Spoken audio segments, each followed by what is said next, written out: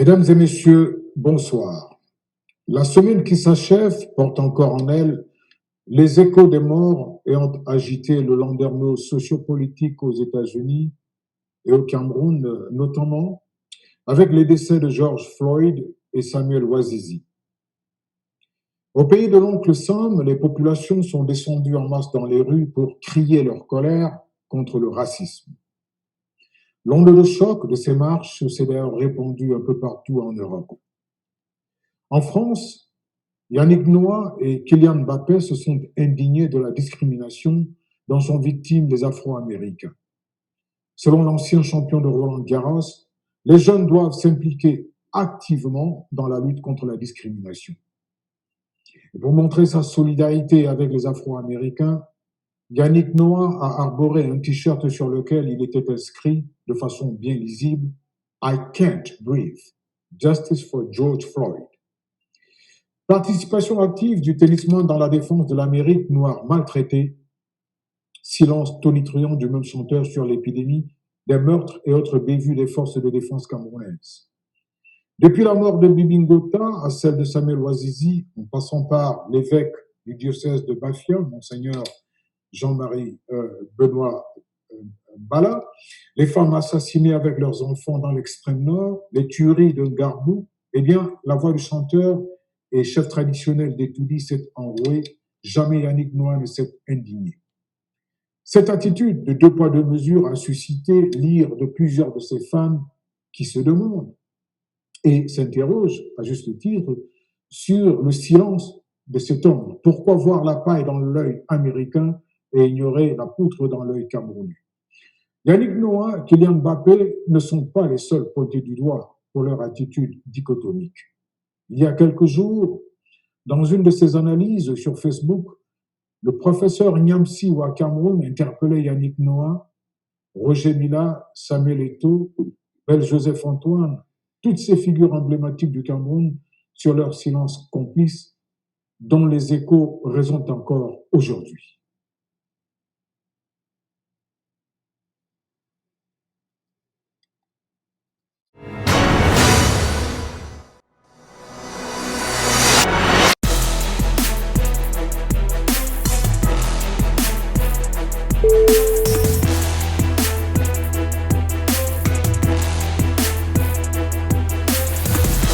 Bonsoir, mesdames et messieurs, et bienvenue sur le plateau de Média 2 Africa. Au sommaire de l'émission de ce soir, eh bien, Cameroun, la plume et le bâillon. Les journalistes dans l'étau du pouvoir, Cyril Kéminier va analyser la situation pour nous. L'après-Biya, chronique d'une fin de règne mouvementée, Covid-19, eh bien, elle court, elle frappe, la maladie invisible, elle continue de faire des victimes. L'économie en souffre. Et de Douala, nous aurons une carte postale de Marinette Guimfa. Invitée pour cette émission aujourd'hui, Michel Florence Dikoumet, elle est du RDPC, le Rassemblement démocratique du peuple camerounais, Caroline Pégan, collectif des résistants camerounais, la BASS, et Marie Tanefo, du MRC, Mouvement pour la Renaissance du Cameroun. On va tout de suite commencer par une prise de température. Bonjour Michel Florence Dikoumet, vous êtes à Douala, vous représentez le RDPC. Eh bien, comment allez-vous et comment se gère le coronavirus chez vous à Douala? Bonsoir Jean-Marie Wakansi, bonsoir à tout le panel, bonsoir à tous ceux qui nous regardent ce soir. Le Cameroun, il se porte bien, Douala avec, mais cependant, c'est sous tension du Covid-19, qui n'est pas une fabrication camerouno-camerounaise, mais une pandémie qui jusqu'ici a atteint les cimes en terrassant les économies du monde contemporain, en terrassant, n'est-ce pas, les millions de monde à travers le monde, et le Cameroun n'en est pas épargné. Et aujourd'hui, au Cameroun, il y a une lutte qui s'est intensifiée, une lutte menée avec acharnement par le gouvernement, sous les hautes implémentations du chef de l'État, M. Biya. Au-delà de cela, nous vivons une certaine diplomatie, dont le dynamisme de la diplomatie camerounaise avec la forte solidarité des pays amis à travers le monde, qui également s'illustre dans des dons multiformes. Nous avons chez nous ici une création du fonds spécial où le chef de l'État lui-même a mis la main dans la poche, suivi par plusieurs entrepreneurs du Cameroun et beaucoup d'autres acteurs du monde sociopolitique au Cameroun. Ainsi va le Cameroun ce soir, M. Jean-Marie Watansi. Merci beaucoup, Michel. On se retrouve tout à l'heure. Caroline Pégan, vous êtes à Paris et vous représentez la BAS. Ce confinement, comment est-ce que cela se passe chez vous à Paris? D'abord, je veux dire bonjour. Ma voix est enrouée suite à des différentes manifestations hier sur Paris. Je dis bonjour à Madame Dicomé, je dis bonjour à Madame Danefo.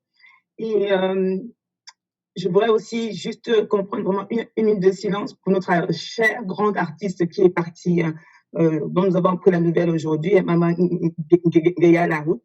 Je l'appelle toujours Maman Guéa Laroute.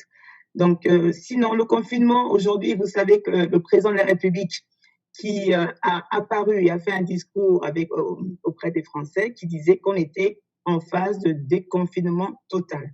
Donc, c'est une bonne nouvelle pour le commerce, c'est une bonne nouvelle pour l'économie française, c'est une bonne nouvelle pour le peuple parce que là, nous voyons que le président de la République, M. Macron, était bien au règne, était bien présent et a bien mené de main de maître ce bateau qui a failli tomber. Très bien, merci Caroline. À vous aussi, on se retrouve tout à l'heure. Bonsoir Marie Tanefo, vous êtes à Atlanta. Alors, ce confinement, comment est-ce que ça se passe, cette lutte contre le corona en Géorgie? Oui, bonjour Dr Watansi. Avant de commencer, je veux vous remercier de m'avoir invité sur la recommandation du leader MRC de la Task Force aux États-Unis et que je salue. Je salue aussi les invités sur le plateau et je salue les téléspectateurs. Oui, je suis ici pour représenter le MRC, le parti MRC, auquel j'ai adhéré parce que j'embrasse la vision du professeur Maurice Kamto pour le changement au Cameroun. Les actions menées jusqu'à présent prouvent que les intérêts du peuple camerounais constituent le souci majeur qui anime ce parti. Donc, parlons du confinement à Atlanta. Ça fait depuis un moment que le gouverneur a ouvert les business. Donc, mais sinon, en tant que travailleur, je suis toujours à la maison parce qu'il y a certaines entreprises qui prennent des précautions. Donc, je suis toujours à la maison, on travaille à partir de la maison et on attend. Et sinon, ce Covid a vraiment affecté l'économie américaine et même la société dans laquelle je travaille est vraiment affectée. Et on essaie de faire de notre mieux pour avancer. Bien, merci beaucoup. On espère que les choses iront dans le bon sens. Avec quelques reporters, nous avons décidé d'aller voir comment les Camerounais se comportent par rapport à cette pandémie. Tout de suite, on va se rendre à Yaoundé où nous attend Raymond Molu. Raymond, bonsoir. Yaoundé et Douala, les deux capitales phares du Cameroun, l'une politique et l'autre économique, abordent le maillot jaune des personnes testées positives au Covid-19. Au dernier décompte du ministère de la Santé publique, le pays dirigé par Paul Biya totalise plus de 7000 cas positifs, soit 4500 guéris et 212 décès. Manaouda Malachi, le patron de la santé publique dans ses multiples sorties, a exhorté les populations à respecter les mesures barrières. Ceci afin d'éviter la progression de la pandémie. Ici d'exhorter vivement et fermement tous nos concitoyens à observer toutes ces mesures sans aucune exception et dans la discipline qui sied, et surtout à respecter toutes les consignes et précautions d'hygiène prescrites.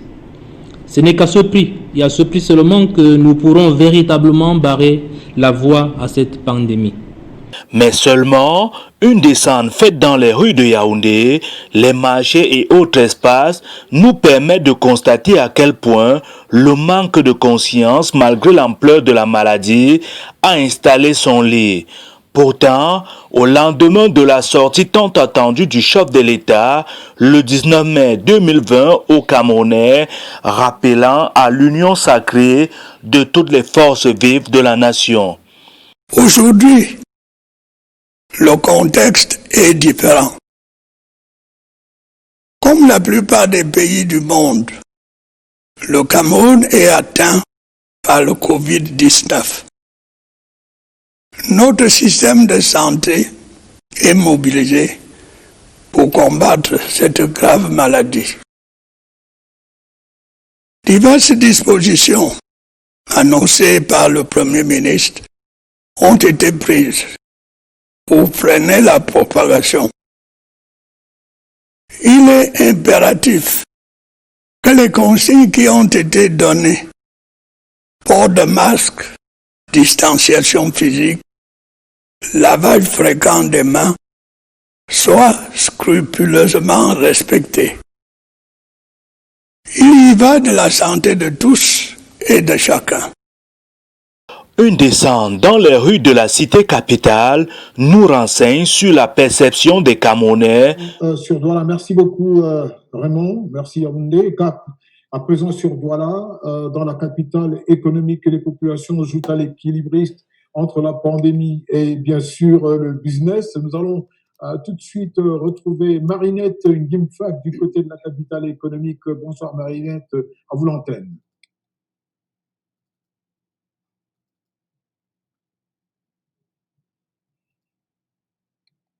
Au Cameroun, depuis l'arrivée de la pandémie du coronavirus, beaucoup de choses ont changé. Les deuils se font à la va-vite, plus besoin de trop dépenser. Beaucoup demandent et ne payent pas, surtout ceux qui sont tellement pressés. À notre niveau, notre prix était tellement élevé. Ils ont laissé que bon, peut-être, comme nous sommes peut-être à 200, 150 000, le prix ne doit pas intéresser. Moi, ils ont proposé 40, 50 000. Les temps sont de plus en plus difficiles à vivre, l'argent est rare. Avant, on pouvait vendre même 10 à 15 000. Maintenant, là, nous n'arrivons même pas à 3 000. Les maisons de couture sont de plus en plus vides. Seuls les masques rapportent le peu d'argent. Rien ne donne. Je viens de laisser ma femme avant-hier au village avec les enfants à ma maman. Avec les masques que je vends, 100 francs, 150, 200 francs parfois, quand le client accepte d'acheter comme ça, là, je me bats aussi pour vivre. Pendant ce temps, pour stopper la contamination, les forces de l'ordre veillent au respect du port du masque, bien que le montant d'amende ne soit pas respecté. Ils nous ont demandé, venez monter, ils ont ramassé les gens et là où ils nous ont amenés, de rond-point jusqu'à l'Omisport. Arrivé là-bas, on a trouvé encore plus de gens dans une grande salle. Tu as tes 6 000, tu viens, tu payes, tu sors. Moi, puisque j'avais mon cash, je sais que c'était 2 000 et j'ai payé 6 000, on était deux, on a payé 12 000 francs par rapport au Covid-19. Il ne faut pas que les gens s'enrichissent derrière ça. Cependant, au milieu de tant de récriminations, d'autres voient le bon côté des choses. Les hommes qui rentraient trop tard à la maison rentrent un peu tôt maintenant. Oui, donc vraiment le Covid nous a fait du bien. Les hommes ne rentrent plus tard, ils s'occupent un peu des enfants et leur famille maintenant. Ce n'est plus comme avant. Toutefois, la maladie continue de s'aimer la peur et beaucoup ont la phobie de l'hôpital. Quand moi je suis malade, j'entre dans le champ, je cherche mes petites écorces, je bois et je prie mon Dieu que le mauvais vent la passe. Je ne peux pas pour l'hôpital pour la peur. Il manque d'argent. Comme cette dernière, beaucoup préfèrent les décoctions. Ma belle-sœur qui réside à Djebalé, moi je suis à Yaoundé. Elle nous envoie de temps en temps des écorces que nous préparons et que nous buvons ensemble à la maison avec les enfants. Cette nouvelle façon de se soigner a permis aux vendeuses des plantes naturelles de faire de bonnes affaires. Quand quelqu'un vient, il y a l'aloe vera, il y a la tisane, il y a le ginger, il y a le limon, un peu de citron, on mélange et le quinqueliba. À quelque chose, malheur est bon, entend-on souvent dire. Le Covid-19 n'a pas qu'apporter du négatif au Cameroun. On se rend compte côté... Pour son reportage à Douala. Depuis l'annonce du déconfinement par les autorités de Yaoundé, les choses ne semblent pas s'améliorer. Aujourd'hui, la situation épidémiologique du coronavirus au Cameroun fait état de plus de 9000 cas positifs avec près de 5000 guéris et un peu plus de 200 morts. Pensez-vous, au regard de ce tableau, que le gouvernement assure face à cette pandémie, Florence Dikoumé? Tout à fait. Je voudrais dire ici que même si le pic n'est pas très loin des statistiques actuelles, la situation n'est pas alarmante au Cameroun. Pour la simple raison que malgré les fortes contagions, nous avons des guéris, un faible taux de décès. Et en cela, nous pouvons estimer que la maladie est bien maîtrisée par les autorités sanitaires. Nous avons eu une rentrée scolaire et académique au forceps. où il y avait une crainte de voir les pronostics de l'OMS, de la communauté internationale, voir le jour chez nous, mais que nenni, la rentrée est sereine. Dans les salles de classe et dans les amphithéâtres, les étudiants ont respecté les mesures barrières de distanciation et de tout ce qui va avec. Il y a eu une distribution massive des kits de protection et ici, les citoyens, malgré quelques incivismes observés ça et là, aujourd'hui quand même portent leur masque dans les taxis, dans les transports en commun. Et je voudrais signifier à tout le monde que le Cameroun n'est pas un mouroir, mais bien au contraire, la situation sanitaire se stabilise, même si les contaminations vont bon train, mais du moment que nous n'avons pas un fort taux de décès, nous pouvons saluer la magnanimité des pouvoirs publics, du ministère de la Santé publique et de tout le personnel soignant qui, de jour comme de nuit, sont à pied d'œuvre pour terrasser cette pandémie. Marie Tanefo, vous êtes d'accord avec ce dessin de la situation par Michel Doucoumé? C'est son interprétation que je respecte de ma connaissance.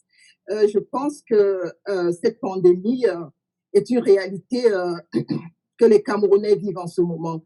Et je parle en connaissance de cause, parce que j'ai des cas de victimes dans ma famille. Et je pense qu'au Cameroun, il y a un peu un laisser-aller dans cette maladie. Et je dirais que c'est grâce au MRC que les mesures de prévention ont été mises en place. Et le président élu, le professeur Maurice Kamto, a fait des dons personnels qui ont été rejetés par le ministère de la Santé publique. Les attaques, les insultes, les injures ne l'arrêtent pas parce que sa priorité est le bien-être des Camerounais. Et en plus de cela, il a même initié un fonds d'aide au COVID-19, le Survie Cameroun Survival Initiative, qui est maintenant géré par Monsieur Christian Penda Ekoka. Et il a invité tous les Camerounais de la diaspora et du territoire national à apporter leur contribution. Et avec tout ça, il essaye d'apporter son aide, il essaye de contribuer pour le bien-être des Camerounais, mais il est rejeté. Et c'est un peu une question que, étant à la diaspora, je trouve qu'il y a un peu du laisser-aller au Cameroun. C'est vrai que je ne suis pas sur place, mais il y a du laisser-aller et je pense que avec toutes les informations, ma famille qui se trouve au Cameroun, je ne pense pas qu'il y ait qu'on s'occupe vraiment comme il faut de ce Covid. Cette pandémie n'est pas suivie comme il faut. Ça, c'est mon point de vue. Merci. Caroline Pégon, est-ce que vous pensez que la gestion de cette maladie, de cette pandémie au Cameroun est menée j'allais dire de main de maître par le gouvernement actuel? Alors, nous constatons qu'il n'y a pas de capitaine dans ce bateau, puisque nous voyons partout que le président, qu'on appelle Paul Biya, n'apparaît que devant les ambassadeurs. Il ne s'adresse jamais à ce peuple qui est dans la détresse. On ne le voit jamais. Chaque fois que nous recevons des photos ou au moment où on remet les dons, qu'est-ce qu'on voit? Une photo. On dirait que les Camerounais sont en permanence en deuil. Donc, quand un capitaine n'apparaît pas pour réconforter son peuple, quand un capitaine disparaît à ce point, je vous ai dit tout à l'heure, en France, le président Emmanuel Macron a 15 minutes de discours pour rassurer l'économie, pour rassurer les populations. Au Cameroun, non. On a des porte-paroles qui disent, par des statistiques diverses, que oui, on est à 9 000, il y a beaucoup de contaminés, mais le Cameroun se porte bien. Non, le Cameroun ne se porte pas bien. Le Cameroun ne se porte pas bien dès l'instant que le capitaine du bateau n'apparaît pas. Si le capitaine du bateau parlait, on aurait pu dire, oui, on voit l'effort qu'ils sont en train de faire. Oui, il encourage au moins moralement son peuple. Il n'est pas là. Il est absent. Et là, on ne peut pas dire que ce pays se porte bien. Et nous, quand on regarde les reportages, regardez Douala, on a un point aujourd'hui, les gens se disent, que ce soit le corona ou autre chose, pour eux, c'est kiff-kiff. Et là, on me dit, oui, les enfants ont repris l'école le 2 juin, les amphithéâtres. Oui, madame, il y aura de plus en plus de contaminés, de plus en plus de contaminés. Et on va un jour, nous n'espérons pas que ça sera géré. Mais un pays où il n'y a pas de capitaine, quel que soit lambda, le pays ne va pas bien. Le pays ne va pas bien. Et on ne peut pas vivre en disant, nous avons reçu des dons. Non. un capitaine qui ne manage pas son peuple, un capitaine qui est absent, qui ne donne pas des directives. Mais chacun, le ministre de la Santé se débrouille, le Premier ministre se débrouille, on voit des contradictions. Ici, il y a des dons qu'il refuse. Monsieur Kamto, celui qu'on dit le président élu, se manifeste en donnant des dons qu'on refuse, mais on accepte les dons des étrangers. Donc, il y a quelque chose c'est un bateau qui tangue. C'est un bateau qui tangue. Donc, ça ne va pas bien, madame. Le Cameroun ne se porte pas bien. On ne voit pas le capitaine. Michel Dikoumé, le bateau Cameroun tangue? Pas du tout. Je réalise simplement, avec le respect que je dois à madame, qu'elle est adepte du visuel. Monsieur le Président de la République a exactement communiqué le 19 mai dernier. Il s'est adressé à tout le peuple camerounais dans sa large majorité. Le Président de la République est constamment à la manœuvre et toutes les implémentations sur le terrain viennent de la haute hiérarchie qui le représente. Alors, je ne sais pas si c'est le fait pour le Président d'être toujours présent qui viendra, n'est-ce pas, satisfaire les attentes des uns et des autres. Je ne crois pas très bien. Puisque si nous revenons même sur le discours du 19 mai, le discours n'aura été qu'une réplique de toutes les manifestations que nous avons jusqu'ici observées dans la gestion du gouvernement par rapport au Covid-19. Alors, je suis au Cameroun, je suis face à vous, je suis bien portante. J'occupe une maison où j'héberge plus de 5 personnes. Nous sommes tous en bon état. L'affluence qu'on observe dans les hôpitaux aujourd'hui, ce sont des Camerounais qui vont, n'est-ce pas, dans le cadre du dépistage, qui ne sont pas déjà déclarés malades. Alors, si madame en doute, j'aimerais qu'elle revoie ses sources et que de très près elle observe la situation sanitaire au Cameroun. Nous ne nous attardons pas que sur les dons. Je suis en train de dire qu'il y a un fonds spécial qui a été créé par le président de la République en personne. Il a été le premier donateur de ce don. À sa suite, il y a eu des Camerounais de toutes les couches sociopolitiques, je l'ai tantôt souligné. Et par ailleurs, les amis qui arrivent, ce sont des dons que nous recevons au vu du dynamisme diplomatique du Cameroun à l'étranger. Et ce n'est pas une part, pas du tout, parce que nous avons vu les grandes démocraties recevoir des kits de protection, recevoir des masques, Nous avons eu quelque temps encore la présidente de la Commission européenne qui tendait la main à la Chine, demandant davantage d'en apporter les produits. Je ne sais pas pourquoi il y aura de honte, n'est-ce pas, à recevoir un don qui nous vient d'un ami. Voilà. Oui, mais le premier don, lorsqu'un de vos concitoyens vous donne un don, vous pourrez aussi dire merci. Et c'est ce qui nous a choqués. On dit, vous avez un Camerounais qui dit, je vous donne un don, vous refusez. Et d'autre part, madame, vous me dites que les chiffres, ce sont vos chiffres. Vous avez dit qu'il y avait environ 9800 contaminés et que peut-être ça va encore monter. Ce sont vos chiffres. Nous, on se dit, les contaminations qui apparaissent de plus en plus, et peut-être qu'il y en aura, j'espère pour le Cameroun qu'il n'y en aura pas, mais quelle que soit la manière, vu que le capitaine n'apparaît pas, ça ne peut pas, on ne peut pas dire que ce pays va bien. Le capitaine doit apparaître, malheureusement. Le capitaine doit être à la manœuvre. Qu'on le voit, qu'il ne délègue pas toutes ses signatures à son secrétaire général. Peut-être que vous, ça ne vous choque pas d'être dirigé juste par des instructions, par des faits que vous ne voyez. Moi, non. Moi, j'ai besoin, si je suis citoyenne, d'avoir le capitaine qui me parle et régulièrement parce que je suis en détresse. Oui, madame, c'est ça, un capitaine dans le bateau. Qu'on le voit, ce n'est pas des images qui nous gouvernent, qui n'apparaissent pas seulement, si on appelle ça apparition, lors d'un discours du 20 mai. Non, un capitaine doit être présent, visible quand le bateau tangue. C'est ça ma vision des choses, madame.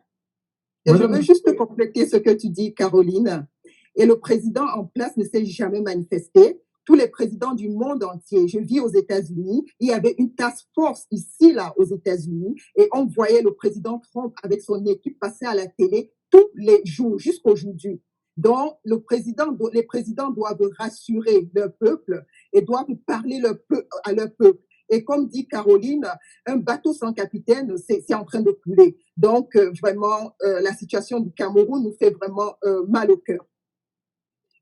Michel Dikoumé, qu'est-ce que vous répondez donc à ces dames qui disent que mieux vaut s'adresser au bon Dieu plutôt qu'à ses anges? Je tiens à leur signaler qu'un gouvernement ne se dirige pas par analogie. Nous avons vu tous ces grands chefs d'État qu'elles sont en train de citer aujourd'hui et nous voyons la situation catastrophique par laquelle tous ces pays sont passés, que ce soit la France, les États-Unis, la Chine. ce sont des pays aujourd'hui qui n'ont pas de leçons à donner à l'Afrique et au Cameroun en particulier par rapport à la gestion du Covid-19. Ces pays ont montré leurs limites. Alors, ce n'est pas parce que tel pays, tel président a communiqué de telle ou de telle manière que forcément il faudrait que ça se voit de l'autre côté. Non, pas du tout. Chaque pays, selon ses sensibilités, chaque pays, selon la complexité de sa situation, apporte, n'est-ce pas, des solutions en adéquation avec ce qu'ils vivent concrètement. Mais on veut voir le capitaine, madame. Il faut que le capitaine se montre, que le capitaine nous rassure. C'est ça la question, quoi. Et que le père de la nation doit être là quand sa famille est en détresse. Quel que soit le pays, quel que ce soit le monde. Lorsqu'on est père d'une nation, lorsqu'on est responsable, on se montre parce que le fait de vous voir, ça rassure. Même les dictateurs de tous les pays se sont montrés. Pourtant, même Sassou Nguesso s'est montré. Donc, Paul Biya doit se montrer au peuple. Paul Biya doit rassurer ce peuple qui est en train de mourir non seulement du Covid, parce qu'avant le Covid, nous avons nos problèmes. Donc, maintenant que le Covid, on appelait ça une pandémie qui devait tuer et qui tue, parce qu'on manque beaucoup de matériaux, et par grâce, il paraît que nous avons l'artémisia. Donc, peut-être que les choses vont s'arranger. Nous disons, on veut voir le père de la nation. Je crois qu'il est assez visible, et c'est aussi votre droit absolu en tant que Camerounaise de réclamer sa présence. Mais ce qui me désole, c'est que plusieurs fois, il est apparu. Il a reçu il y a quelques jours encore des lettres de créance de la part de certains ambassadeurs nouvellement nommés au Cameroun. Au-delà du discours, je crois quand même qu'en ces occasions, nous l'avons vu. C'est votre droit de vouloir rencontrer votre père, de vouloir rencontrer votre président de la République, mais je crois que peut-être vous êtes un peu déconnecté de la réalité au Cameroun parce qu'il se montre. OK. Et juste pour conclure, donc un père de la nation qui ne se montre que pour recevoir des lettres de créance en pleine pandémie, je trouve ça insultant pour un peuple. Il aurait pu dans ce cas recevoir au moins son ministre de la Santé, nous montrer qu'il y a une collaboration entre eux. Au moins une photo pour dire que oui, je reçois le gouvernement et je suis maître du bateau. Il a préféré nous dire, je préfère recevoir les lettres de créance, je préfère recevoir l'ambassadeur de France, je préfère recevoir des étrangers, mais ma population, je ne veux voir personne, je délègue ma signature à mon secrétaire général. Et ça, ce n'est pas tolérable. Voilà, je crois qu'on va clore ce chapitre. On va parler d'autre chose et avant une respiration du côté de la régie et je vous reviens tout de suite.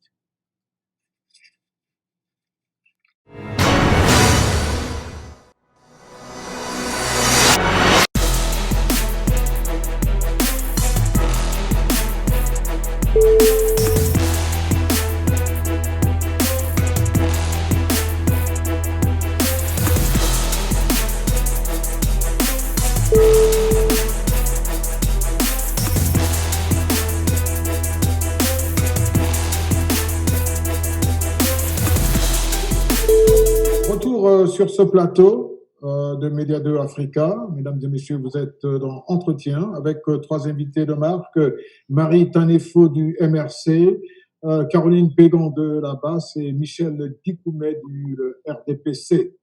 La presse est-elle prise en otage au Cameroun? Cette question, se la pose dans un pays où les médias font, n'est-ce pas, l'objet de toutes les suspicions. Le dernier fait en date est l'annonce récente du décès du journaliste camerounais Samuel Ouazizi, pourtant survenu plus de 10 mois dans des conditions troubles et particulièrement suspectes.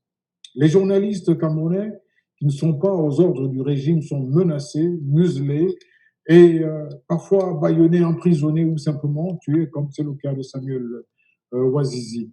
Paradoxalement, face à ces égarements gouvernementaux et à toutes ces réalités, eh bien, d'une autre époque, les confrères de la presse à capitaux publics restent muets. Rarement ils descendent dans la rue, n'est-ce pas? Ils sont muets comme des cartes. Et tant et si bien qu'on peut se demander si la dictature de la ligne éditoriale n'est pas la principale gangrène de la presse camerounaise aujourd'hui. Voici à ce sujet l'analyse de Cyril Kemeigné. Cyril Kemeigné, ancien rédacteur en chef à la CRTV, actuellement contraint à l'exil en France après la publication d'un livre, un livre qui ne chante pas les louanges du régime de Yaoundé, un régime qui sort plutôt toutes ses flèches pour lui nuire. Bonjour Cyril, vous êtes à Paris. cette analyse. Bonjour Jean-Marie. Il n'y a plus à hésiter en l'état actuel pour le dire et le décrier. Samuel Ouazizi est mort. Nous avons des exigences particulières. Nous demandons au gouvernement de nous dire le lieu de sa mort, le jour de sa mort, les circonstances de sa mort et qu'on nous remette le corps ou à sa famille. Notre confrère est disparu dans des circonstances qui laissent à désirer et qui mettent à nu les entorses du régime en place à Yaoundé. Soit, invisible depuis bientôt 11 mois, il a fallu attendre que, faute de mieux, ses bourreaux passent quasiment aux aveux, invoquant finalement, toute honte but, une maladie très recherchée dont il aurait souffert avant son décès survenu au lendemain de son enlèvement. Toujours est-il que Samuel Ouazizi s'en est allé et ce n'est que 10 mois et bientôt 11 mois plus tard que l'annonce de sa mise à mort est faite par les confrères de la télévision Equinox. Face à cette énième dérive dictatoriale, les médias à capitaux publics n'ont jamais eu la niaque nécessaire pour passer au crible de la critique les égarements du pouvoir de Yaoundé. Et pourtant, ne serait-ce que par souci de confraternité, ils auraient dû exiger dans cette affaire la manifestation de la vérité. Une fois de plus, une fois de trop, ils se sont crus obligés de se pendre au cou des pouvoirs publics, peut-être parce que pour eux, Samuel Ouazizi ne valait même pas la corde pour être pendu. Cet exemple regrettable est symptomatique et emblématique du parti pris dont fait preuve la presse officielle camerounaise. Les confrères des médias d'État ne tiennent que des discours laudateurs et dithyrambiques à l'égard du régime. Pour eux, le gouvernement est toujours bien pensant. Le pouvoir a beau être acéphale au Cameroun, comme on le déplore de plus en plus aujourd'hui, peu leur chaud. Ils n'ont que des préférences pour le gouvernement et, le faisant, ils causent un préjudice énorme à la nation en même temps qu'ils se tirent une balle dans la tête si les branches sur lesquelles ils sont assis. Aucune défaillance du régime n'a jamais fait suffoquer les journalistes des médias à capitaux publics au Cameroun.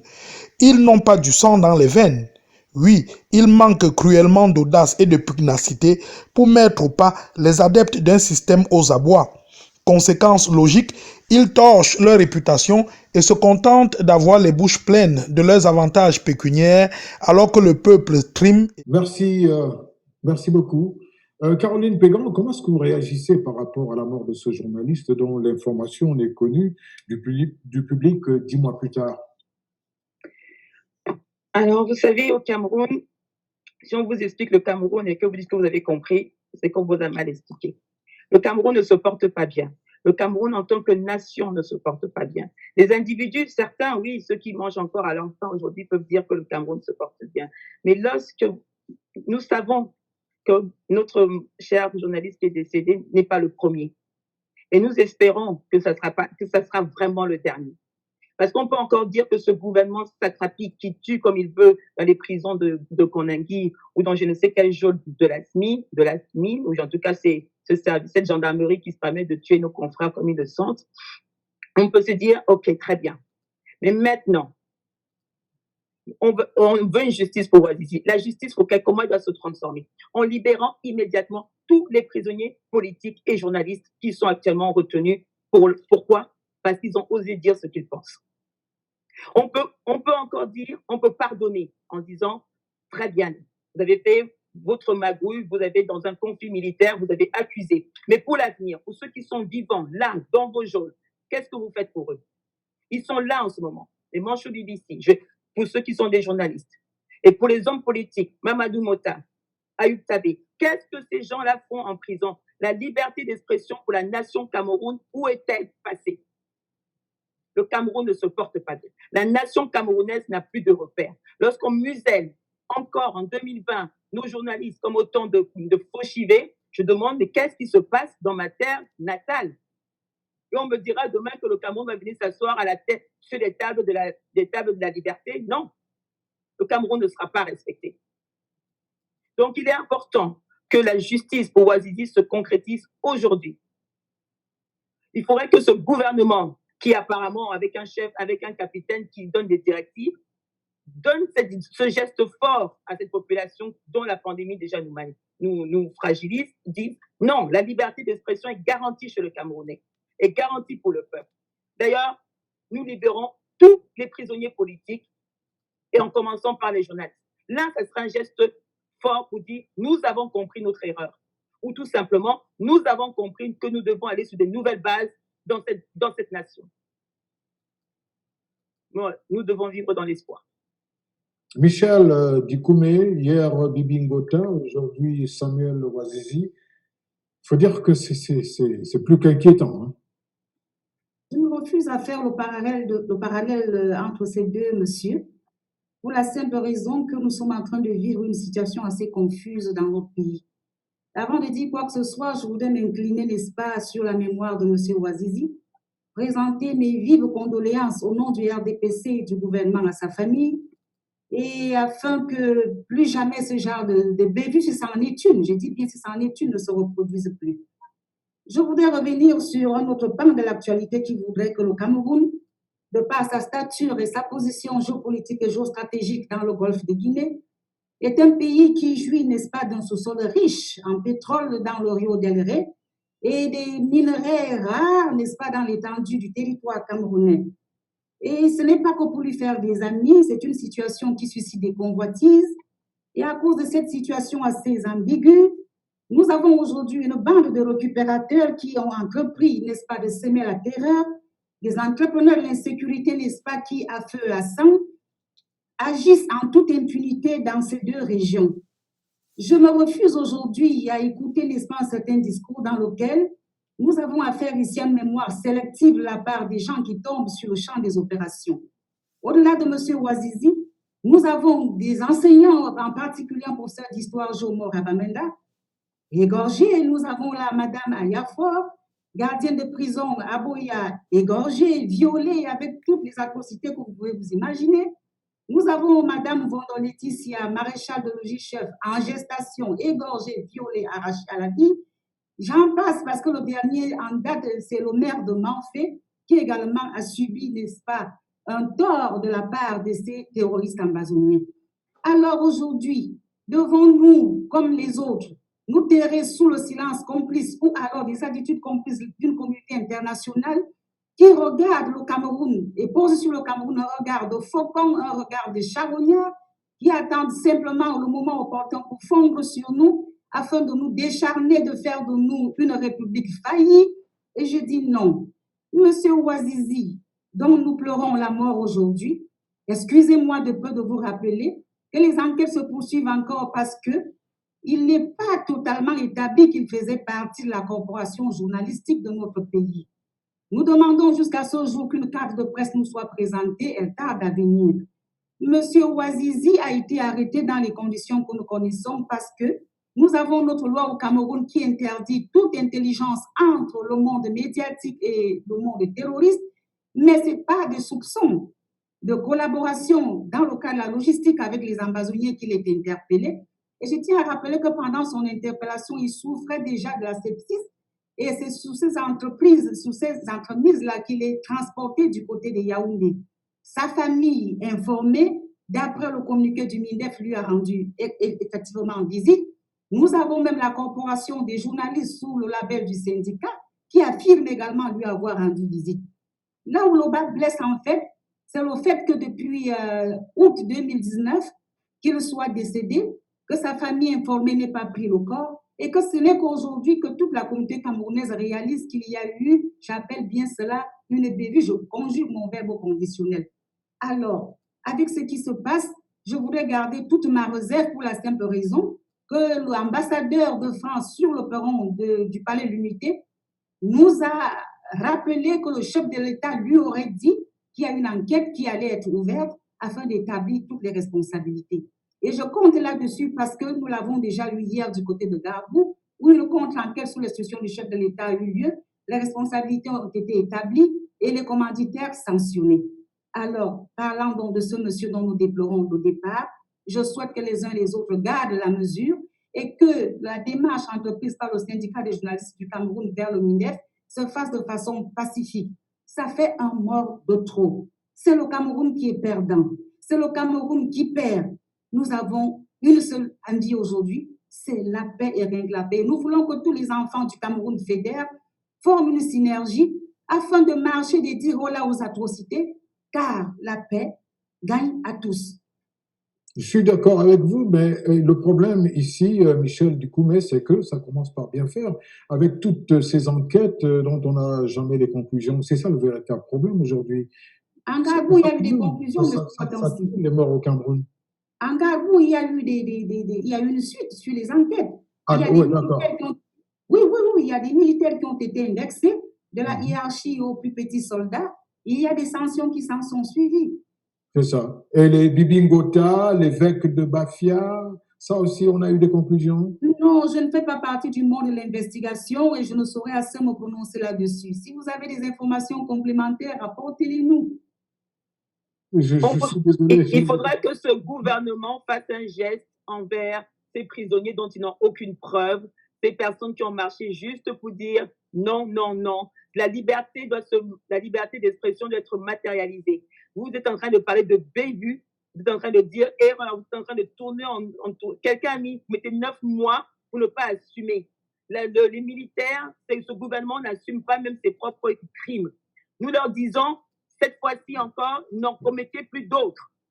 On leur dit, n'en commettez plus d'autres. Ceux qui sont actuellement en prison, Mancho BBC, il fait quoi encore? Paul Chouta, il fait quoi encore? Toutes ces personnes qui s'expriment, vous les gardez, vous les maltraitez. On a des photos des prises des personnes prisonnières lors des, soi-disant, enquêtes très virulentes qui subissent. Non, il faut un geste d'apaisement. Il faut un geste qui montre à cette jeunesse que vous aimez tant que ça ne recommencera plus, que vous avez le droit de parler, que vous avez le droit d'être des journalistes d'investigation, même en OSO, et même si on vous soupçonne, on ne doit pas vous torturer. Le Cameroun a quand même signé énormément d'accords contre la torture. On apprend aujourd'hui qu'à la gendarmerie, on torture. À la gendarmerie, on torture en 2020. On se croirait en 1976 avec quand Fauchivé de torturer nos parents. Il faut que ça s'arrête. Quel geste ce gouvernement montre? Quel geste d'apaisement ce gouvernement montre? Rien.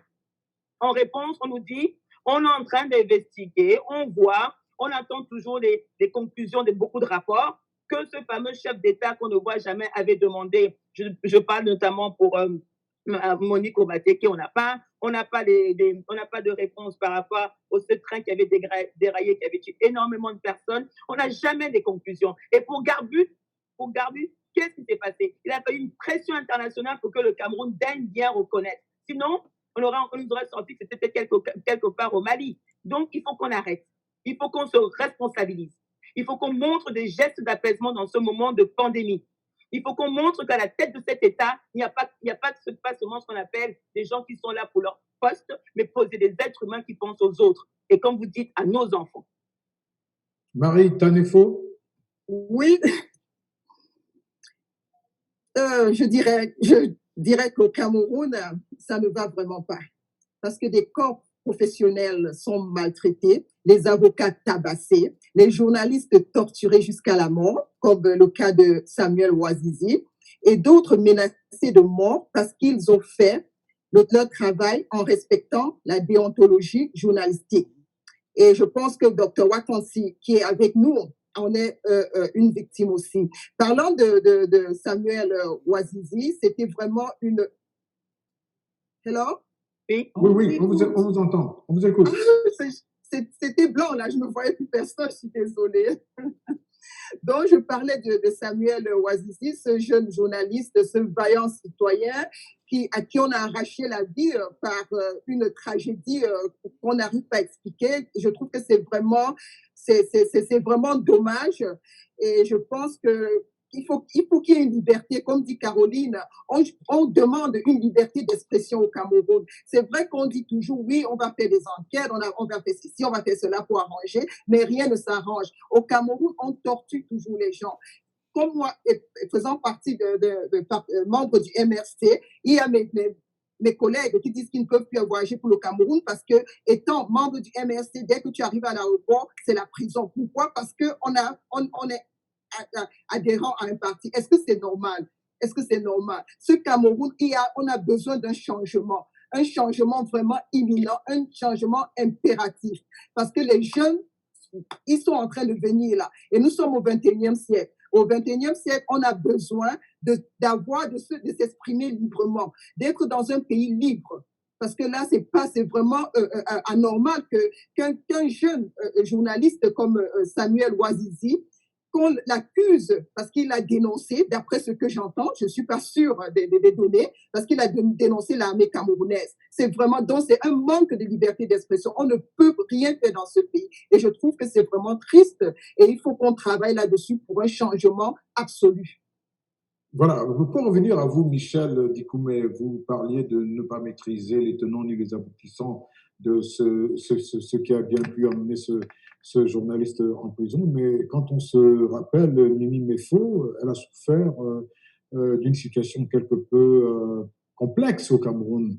Pourtant, elle n'était pas si fautive que ça. Vous vous souvenez, vous vous rappelez, Mimi Mefo? Je sais de qui vous parlez, mais je serais assez désolée de vous démontrer le contraire. Mimi Mefo plusieurs fois été en intelligence avec les ambazoniens. Depuis qu'elle a été déconnectée, n'est-ce pas, de toute cette réalité de ceux qui servaient de relais, aujourd'hui, c'est une fille sage désormais que nous avons, qui dérange plus personne et qui aujourd'hui ne fait que son travail et rien que son travail.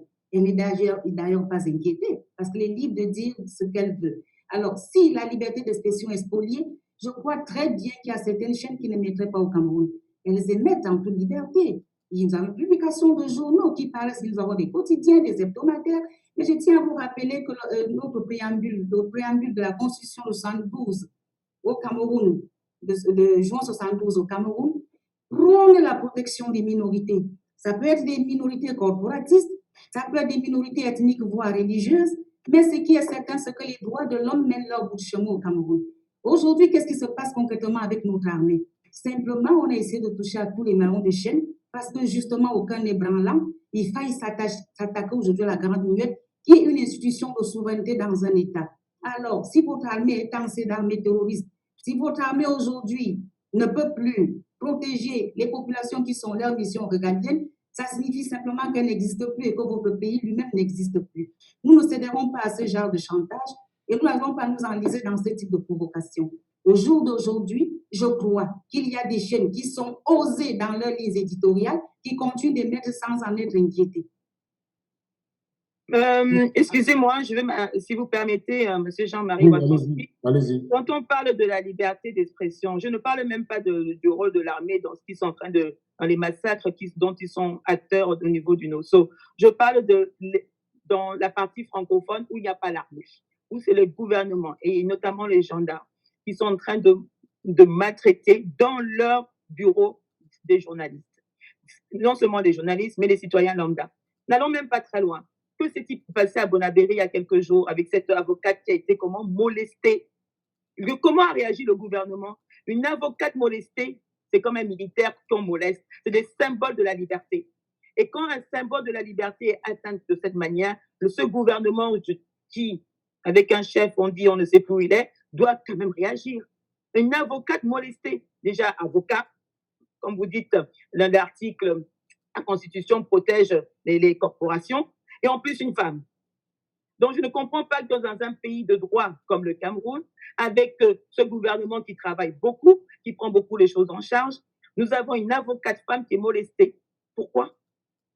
Pourquoi? De quelle raison? Bientôt on apprendra que non, elle a fait parce qu'elle était en intelligence avec un terroriste.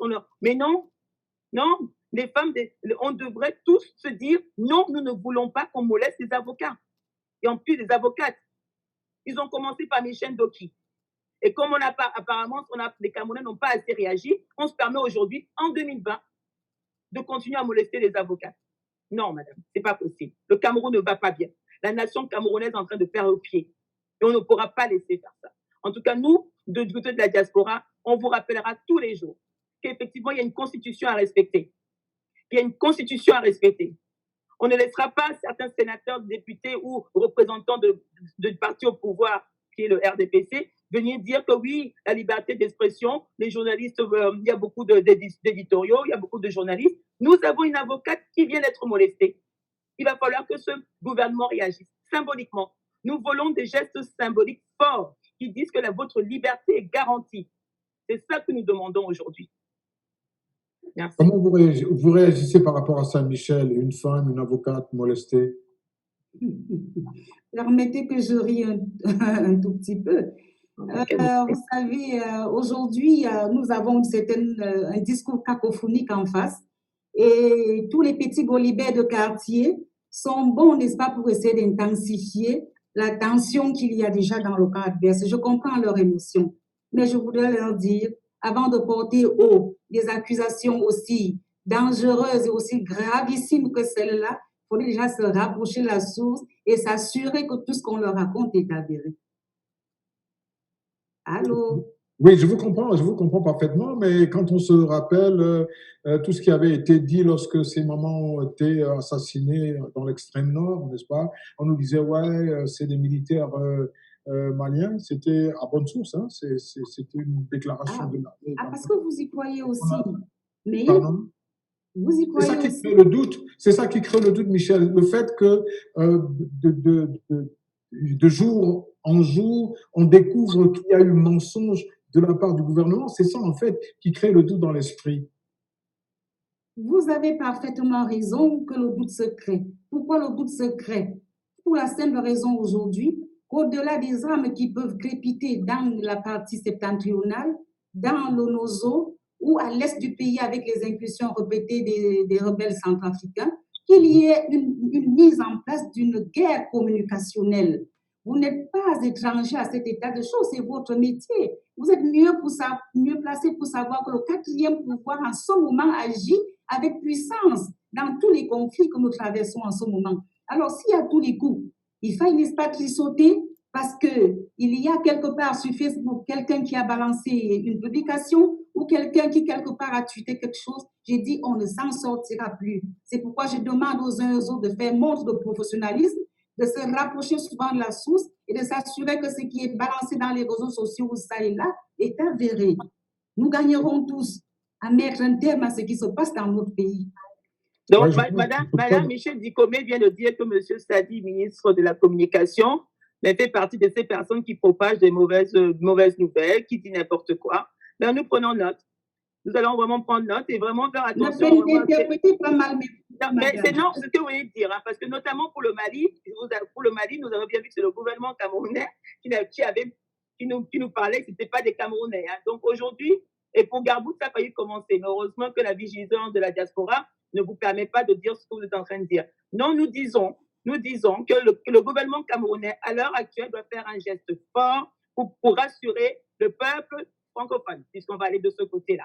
Pour leur dire que la liberté d'expression est garantie. Puisqu'au Nozo, c'est en zone de guerre, ils vont pouvoir jouer sur la communication. À l'est, chez moi, à Yokadouma, ils vont pouvoir jouer sur la communication. Au nord, avec le Boko Haram, ils vont pouvoir jouer sur la communication. Mais là où il n'y a pas de guerre, comment assurer ce peuple-là qu'ils ont la liberté d'expression? Qu'on n'aura pas une avocate qui mettra sur son tweet « Je me suis fait molester » et qu'on vient nous dire que ça peut être non, vous savez, la communication. Non, madame. Non, il faut que vous ayez une parole. Un gouvernement doit avoir une parole claire. Et en ce moment, nous avons des prisonniers politiques qui y sont parce qu'ils ont juste parlé et on doit les libérer. Ça, c'est un geste clair. Mancho BBC fait quoi en prison? Mamadou fait quoi en prison? Paul Tchouta fait quoi? Pour diffamation, d'après ce qu'on dit. Non, vous allez me dire que maintenant, c'est intelligence aussi avec les terroristes. En moment, il faut qu'on soit un peu sérieux. La liberté d'expression doit être montrée et visible au Cameroun. Est-ce que je peux parler au Cameroun de ce que je veux sans qu'on me taxe de terroriste, sans qu'on me taxe d'intelligence avec qui que ce soit? Non, elle n'est pas garantie. Et c'est pour ça que nous, activistes, nous, ceux de la diaspora, qui avons, par chance, pour avoir les réseaux sociaux notamment, on peut faire nos recherches, évidemment, dire que ce qui se passe au Cameroun, nous ne sommes pas d'accord. Et pour que ça soit martelé, nous voulons que la liberté d'expression soit visible par la libération des prisonniers politiques, par la libération des journalistes. Déjà, ça sera un bon point pour le gouvernement qui n'a pas de chef, en tout cas, qui gouverne par signature interposée. Bien, voilà. Les députés sont réunis en session ordinaire depuis hier à l'Assemblée nationale de Yaoundé. La principale information, c'était la prestation de serment du professeur Joseph Oona comme membre de la Cour constitutionnelle. Quel commentaire, Marie Tanefo? Ok, Ok, docteur Watansi. Parlant de la Constitution, j'avoue que je ne suis pas juriste et ni une experte en la question. Mais je voudrais dire que la Constitution du Cameroun n'adhère pas à l'idée de faire un gré à gré à la tête de l'État. Ce qui s'est passé il y a 2 jours de cela, c'est-à-dire le vendredi 12 juin 2020, les sénateurs se sont réunis, les sénateurs et les députés, à l'Assemblée nationale pour une cause dont on ne connaît pas exactement quels étaient les sujets à l'ordre du jour. Donc, le Cameroun ne peut pas être dirigé comme un village. Le Cameroun n'est pas une monarchie. En tant que république démocratique, le peuple souverain a le droit de choisir ses dirigeants qui lui rendront compte. Le gouvernement actuel du Cameroun ne me semble pas avoir été le choix du peuple parce qu'il ne rend jamais compte au peuple. Et ce même gouvernement en place, laissez-moi vous dire que était au pouvoir pendant mon adolescence. Et j'ai plus de 50 ans aujourd'hui, avec toujours le même régime au pouvoir. 38 ans de règne est exagéré, non? Un changement est vraiment impératif et imminent. Le Cameroun que j'ai connu dans mon adolescence a été détruit par un régime qui s'éternise au pouvoir et n'a plus rien à offrir aux Camerounais. Ok. Caroline Pégan, Joseph Ouna qui rentre à la Cour constitutionnelle, quel commentaire cela suscite en vous? Je cherche l'urgence de mettre en place ce Conseil constitutionnel. Moi, je ne suis pas non plus juriste, mais je suis une citoyenne et je suis une amoureuse du Cameroun. Donc, je essaie de savoir qu'est-ce qui se passe au Cameroun. Je dis, mais qu'est-ce qui se passe? Lorsqu'on convoque un congrès dans un pays, parce que le Cameroun, n'en plaise à Mme Dicomé, est une nation qui doit se mettre à la place des grandes nations. Donc, elle respecte les règles et les codes des autres nations. Donc, le Cameroun convoque un congrès juste pour mettre en forme son conseil constitutionnel en pleine crise pandémique. Elle est où l'urgence? Ah, peut-être. Alors, je demande toujours aux Camerounais, lorsqu'on convoque un congrès, c'est-à-dire qu'on convoque des sénateurs, 180 députés, imaginez en nombre de budget ce que ça fait, ce que ça peut peser. On dit c'est juste pour mettre en forme le Conseil constitutionnel parce qu'il faut que le remplacement soit fait. Non, nous sommes des Camerounais. À l'heure actuelle, où on a un président légitime qui commande par signature, on voudrait le voir. Et si on ne le voit pas, s'il met en place ce Conseil constitutionnel, nous allons peut-être voir d'ici quelques temps que M. Atangalantet n'est plus président. Il y a, comme on dit, les cuisiniers sont dans la cuisine. Eh bien, il est temps qu'on sache quelle sauce ils sont en train de préparer. Et la sauce qu'ils veulent préparer, c'est de faire ce qu'on appelle un coup d'État constitutionnel. C'est ma conviction. Et vu que c'est ma conviction, je demande aux sénateurs et aux sénatrices camerounaises, je demande aux parlementaires de manière globale de nous dire quelles sont leurs positions. Comme on demande à tous les parlementaires. S'il y a un gré à gré, vous votez oui ou non. Vous votez pour le peuple ou contre le peuple. Ça, c'est ce que chaque citoyen doit demander. Aujourd'hui, normalement, demain, donc lundi, chaque Camerounais devait se mettre devant le Parlement ou au niveau du Congrès pour dire « Vous êtes convoqués, pourquoi ?» Vous êtes convoqués, pourquoi? Il faut que chaque Camerounais demande à son sénateur, à son député. Là, tu es convoqué, pourquoi faire? C'est juste pour installer M. Oana. Dans ce cas, c'est fini. Donc, à partir de lundi, seul le Parlement va les députés vont se réunir, peut-être pour voter un budget ou peut-être pour voter quelque chose, mais il faut qu'on sache. Il faut qu'on sache ce qui se passe. À quelle sauce ils veulent manger mes frères et mes sœurs du Cameroun. En tout cas, nous chercherons. Et grâce justement aux réseaux sociaux, grâce à la technologie, nous allons chercher. Et quand on cherche, en général, on trouve. Michel Dikoumé, quoi, il se prépare quelque chose avec cette installation du membre de la Cour constitutionnelle, vous pensez? C'est un débat et je respecte le point de vue des unes et des autres. Elles sont d'ailleurs très perspicaces dans leur façon de s'exprimer. Mais il me semble quand même savoir qu'en février dernier, il y a eu des élections couplées au Cameroun et qu'il fallait déjà, n'est-ce pas, la mise en place de ce Parlement, de l'exécutif. Au-delà de ça, nous avons eu la nomination, n'est-ce pas, de M. Joseph Ouna dans la Chambre constitutionnelle qui devait effectivement prêter serment. Mais ça n'a pas été une convocation au palais des congrès, non, pas du tout. C'était des prérequis à la session, n'est-ce pas, parlementaire qui démarre, la session extraordinaire de juin. Et pendant cette session extraordinaire, il y a eu l'urgence du Covid, parce qu'il faille aussi se battre, n'est-ce pas, sous le prisme législatif. Par rapport à cela, il y a urgence en la demeure. Au-delà de la lutte contre le Covid, il était également aussi question pour le Parlement, n'est-ce pas, de reviser la loi des finances qu'on s'apprête à ratifier. À cause de l'urgence du Covid, nous avons le budget total qui a baissé de façon drastique. Alors, essayez de voir avec la répartition des enveloppes ce qu'il faille faire. Préparer également le passage des membres du gouvernement dans leur oralité habituelle au niveau de la chambre basse. Donc, beaucoup de choses ont été dites. Je ne vais pas lire dans la boule de cristal.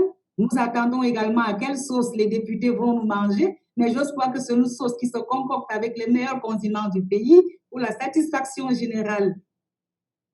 Et si ce Conseil constitutionnel se préparait à prendre ses responsabilités dans l'annonce de la vacance, par exemple, on va spéculer comme ça. Hein? Non, écoutez, en ce moment, le RDPC voit le gouvernement n'en est pas en cela. Gouverner, c'est aussi prévoir. C'est vrai que ceux qui sont à la manœuvre savent que le chef de l'État n'est pas éternel. Il faudra bien passer la main un matin. Je crois qu'il y a des dispositions prises déjà. Mais en ce moment, nous ne sommes même pas encore à mi-parcours de notre mandat.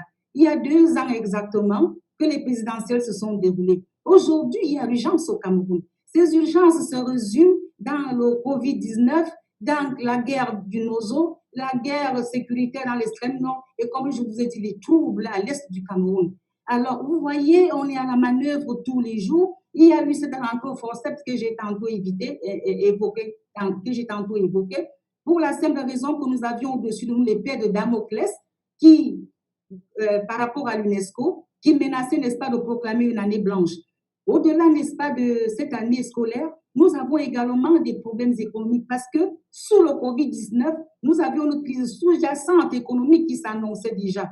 Donc, nous avions là à lutter afin que tout le gouvernement soit assez équilibré, aucun côté ne faille. Voilà à quoi s'attelle le gouvernement aujourd'hui. L'alternance, oui, mais je crois pas pour maintenant. On a remis à plus tard. Alors, pour quelle est l'urgence de convoquer un congrès? Quelle est l'urgence à convoquer un congrès? Un congrès, c'est écrit sur leur site, hein, madame. Hein. Le congrès est convoqué le 12 juin avec pour objet d'installer M. Joseph Oana. Oui, mais dans cette condition, on aurait pu dire la session ordinaire des députés, on donnait l'ordre du jour à ces députés pour qu'ils puissent y travailler, de telle sorte que le peuple soit au courant de quels sont les sujets qui seront à traiter. Le fait de ne pas donner d'ordre du jour au peuple, donc, forcément, impose un peu de suspicion, non?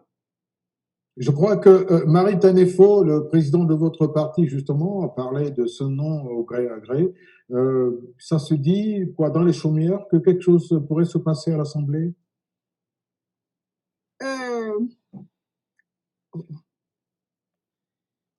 Vous m'entendez? Oui, on vous entend. C'était passé au blanc encore, je suis désolée avec mon écran. Non, c'est bon, on vous écoute. Oui, bon, le président du MRC, il en a parlé, mais je pense qu'il il est assez intelligent, donc s'il dit quelque chose, je pense qu'il y a anguille sur roche, je crois.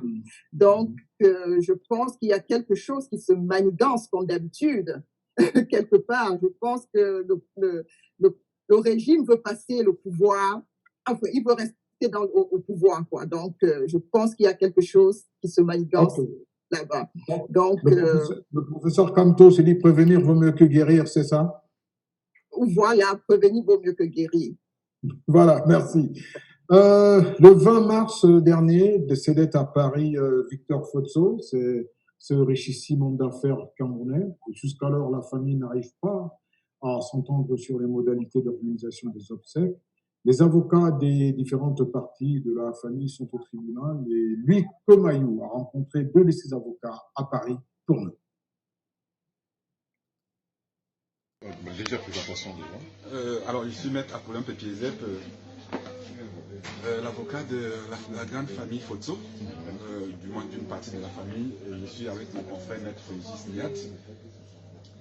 Oui, alors donc moi je suis maître Frégiste Bernard Niat, avocat au barreau des Hauts-de-Seine, et nous intervenons donc pour la grande majorité des membres de la famille de M. Fotso, et nous souhaitons dans cette affaire que les obsèques de ce grand homme qui a été M. Fotso se fassent dans la dignité et se fassent de sorte que tous les enfants qui sont près de 120 puissent assister aux cérémonies d'enterrement de leur papa.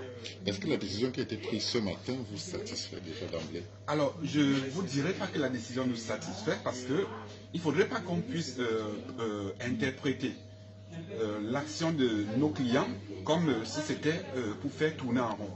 L'intérêt est que le corps de M. Fotso puisse rentrer le plus rapidement possible au Cameroun, mais dans les meilleures conditions. Dans les meilleures conditions, et vous voyez que c'est la partie d'en face qui essaie de faire traîner les choses. Quand on vous signifie les conclusions et les pièces hier à 20 h, comment est-ce qu'on peut respecter le contradictoire? Eux le confèrent. Donc, en principe, nous nous posons la question de savoir quel est leur intérêt. Nous venions aujourd'hui demander simplement au tribunal de rendre une décision qui va dans l'intérêt de la majorité de la famille. C'est donc, avant de revenir sur la mort de Victor Fotso, je ne sais pas, Marie Tanefo, vous vouliez ajouter quelque chose? Oui, je voulais juste ajouter quelque chose à la question que vous venez de me poser sur le président élu, le professeur Maurice Kamto, le président du parti MRC. Et je voudrais juste ajouter, quand vous m'avez demandé si quelque chose se passait, je veux juste dire qu'il nous a demandé d'être vigilants et prêts. Donc, dès qu'il donne le signal sonore, que le peuple camerounais récupère sa liberté, c'est-à-dire de se mobiliser de façon pacifique. Absolument. Pas de violence, de façon pacifique. Oui, je vais compléter puisque moi je ne suis pas membre du MRC, mais M. Maurice Kamto est le leader de la résistance. Et étant membre de la résistance, il a dit de se mobiliser. Nous, dans la diaspora, nous sommes déjà prêts et mobilisés. On n'attend pas un départ quelconque.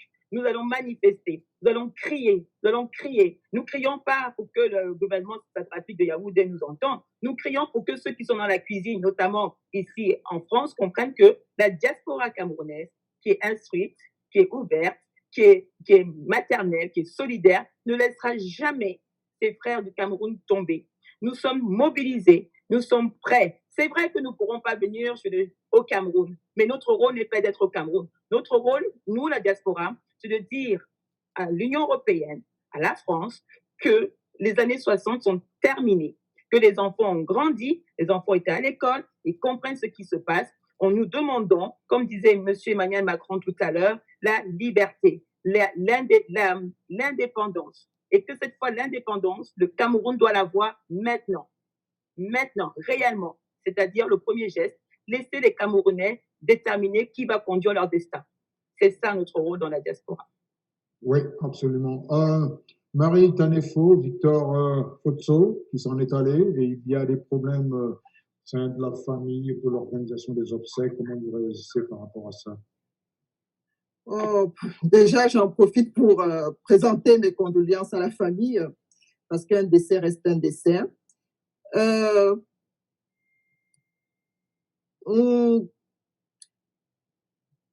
Docteur Watonsi, pour vous dire vrai, j'ai suivi un peu le décès, mais je n'ai vraiment pas suivi tous les détails, quoi. Comment ça se déroule. Je sais qu'il y a des problèmes financiers, mais je ne suis pas allée au fond des détails. Donc, vraiment, je ne suis pas la bonne personne qui pourra apporter plus d'explications sur ce débat. Je m'en excuse. Est-ce que vous voulez vous essayer sur ce terrain glissant? Pourquoi essayer? Je suis une activiste et j'ai mon mot à dire. Monsieur Fotso disait récemment qu'il ne faut pas qu'une panthère s'immisce dans les problèmes des lions. Alors, lorsqu'un lion est tombé, où sont les autres lions? Où sont les autres lions? Quand je regarde un peu les troupeaux de lions, en général, il y a un seul. Et quand il y en a, les autres sont des lionceaux. Et ils s'arrangent toujours à ce qu'il y ait un qui domine. Et je n'ai jamais vu des lions aider d'autres lions. Mais je reste solidaire Monsieur Fosso Victor a été une personne importante pour certains Camerounais. Donc, évidemment, je dis condoléances à ses épouses, puisqu'il en avait apparemment beaucoup. Je dis condoléances aux enfants. Évidemment, Monsieur Fosso était un lion qui a participé à la construction ou la déconstruction du Cameroun, parce que même son décès, il n'a pas réussi à gérer. Il n'a pas réussi à gérer. Ce qu'on dit, c'est qu'on leur demande depuis 38 ans. Pensez quand vous ne serez pas là demain. Pensez à l'héritage que vous allez laisser aux autres. Pensez à dire aux autres comment on peut manager. Aujourd'hui, on entend que M. Fosso est mort à l'étranger.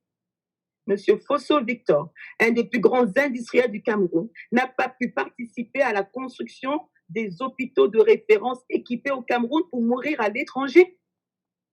Pour mourir à l'étranger.